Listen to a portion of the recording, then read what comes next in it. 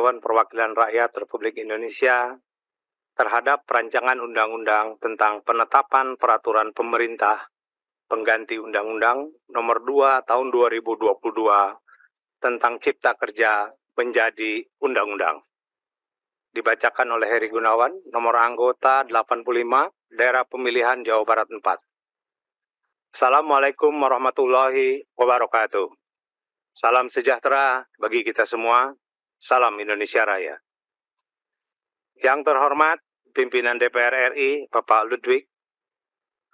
Yang terhormat pimpinan dan anggota Badan Legislasi DPR RI. Yang terhormat Bapak Menko Bidang Perekonomian. Yang terhormat Bapak Menko Bidang Politik dan Keamanan. Yang terhormat Menteri Hukum dan HAM.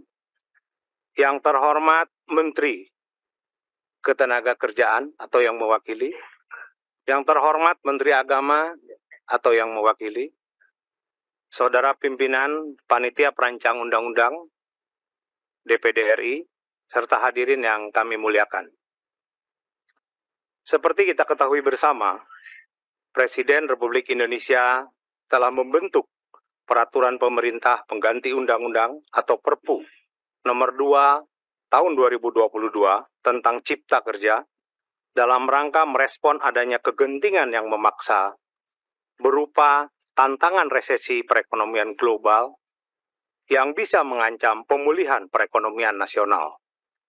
Pembentukan Perpu juga dilakukan dengan mengindahkan putusan Mahkamah Konstitusi, terutama telah memenuhi adanya dasar hukum metode Omnibus Law, perbaikan kesalahan teknis penulisan, serta partisipasi masyarakat yang lebih bermakna. Pasal 22 Undang-Undang Dasar Republik Indonesia tahun 1945 menyatakan, pertama, dalam hal ihwal kegentingan yang memaksa, Presiden berhak menetapkan peraturan pemerintah sebagai pengganti undang-undang.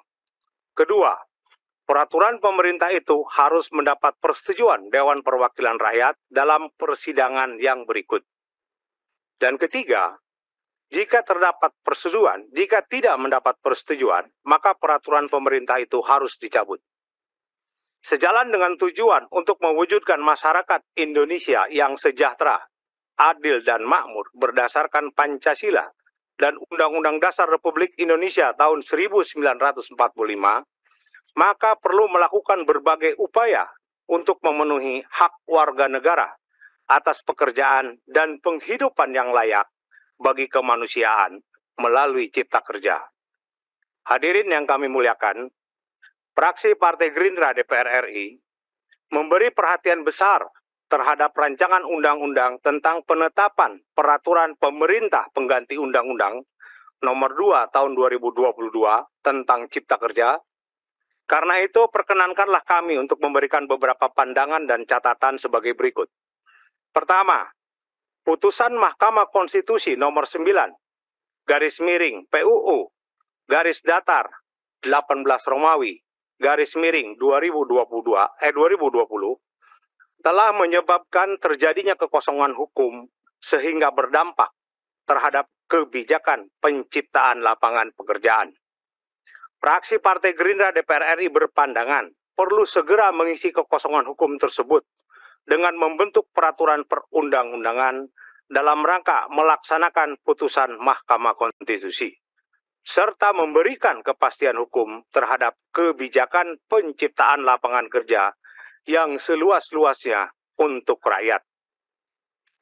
Kepastian hukum sangat diperlukan untuk menjamin keberlanjutan kebijakan penciptaan lapangan kerja, antara lain mengenai keberlanjutan penanaman modal, perizinan berusaha yang terintegrasi secara elektronik atau OSS RBA, proyek strategis nasional atau PSN, dan keberadaan lembaga pengelola investasi serta badan bank tanah. Kedua, terdapat sejumlah komponen pembentuk PDB atau Produk Domestik Bruto tahun 2022 yang belum pulih seperti sebelum pandemi COVID-19, yaitu antara lain lapangan usaha pertanian, industri, serta komponen konsumsi rumah tangga. Selain itu, indikator lainnya seperti tingkat kemiskinan dan Gini rasio atau tingkat ketimpangan juga masih tinggi dibanding sebelum COVID-19, serta jumlah pengangguran terbuka yang mencapai 8,42 juta per orang per Agustus 2022. Adapun total angkatan kerja yang bekerja tidak penuh atau tidak bekerja mencapai 53,8 juta orang. Fraksi Partai Gerindra berpandangan pembangunan ekonomi seharusnya bisa dirasakan oleh seluruh rakyat. Karena itu tugas kita bersama untuk menurunkan tingkat kemiskinan, pengangguran, dan juga mengurangi adanya ketimpangan.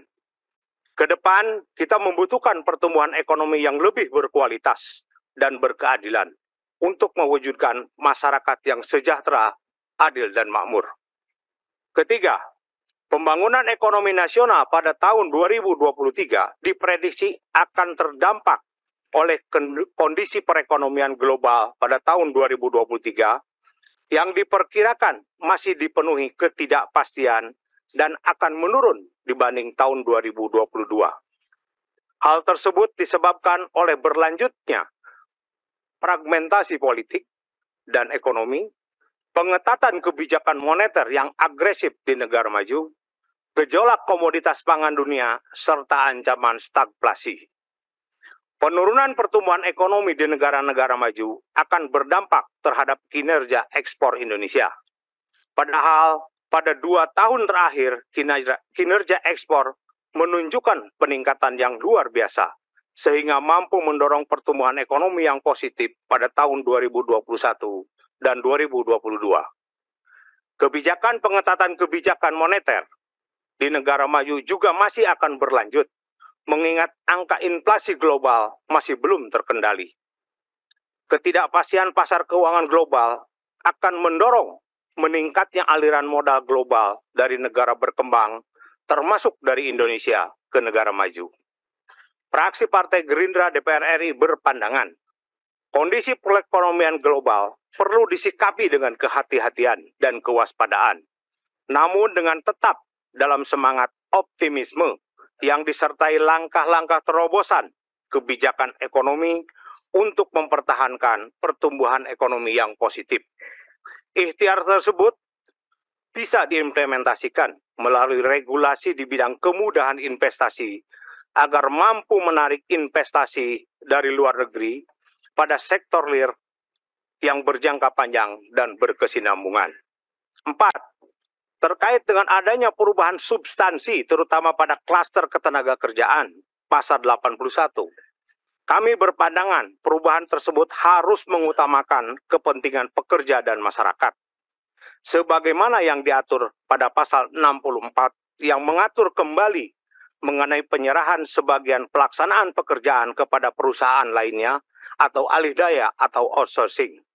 Serta pada pasal 88D yang mengubah formula perhitungan upah minimum dengan mempertimbangkan variabel pertumbuhan ekonomi, inflasi, dan indeks tertentu, sehingga kenaikan upah minimum untuk tahun 2023 dapat lebih tinggi dari perhitungan formula sebelumnya.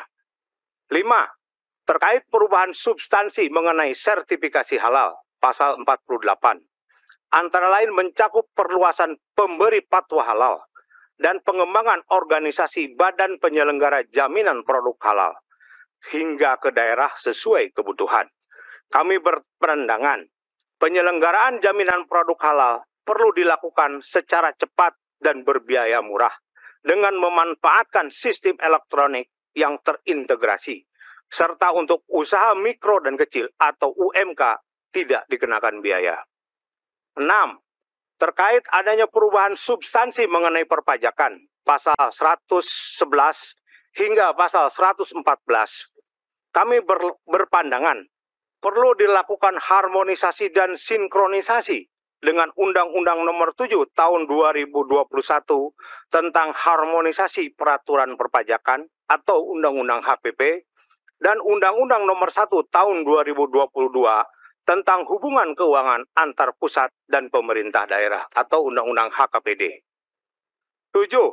terkait perubahan substansi mengenai pengelolaan sumber daya air, Pasar 53, dalam rangka mendukung penyelesaian proyek strategis nasional atau PSN untuk bendungan, waduk, embung, dan lain-lain, kami berpandangan pelaksanaan sumber daya air berupa pengalihan alur sungai oleh pihak selain pemerintah pusat atau pemerintah daerah atau instansi pemerintah perlu adanya persetujuan pemerintah pusat atau pemerintah daerah sesuai dengan kewenangannya berdasarkan norma, standar, prosedur, dan kriteria yang ditetapkan pemerintah pusat.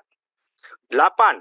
Terkait dengan adanya kesalahan teknis penulisan yang terdapat pada Undang-Undang Nomor 11 Tahun 2020 tentang Cipta Kerja perlu untuk diperbaiki secara menyeluruh.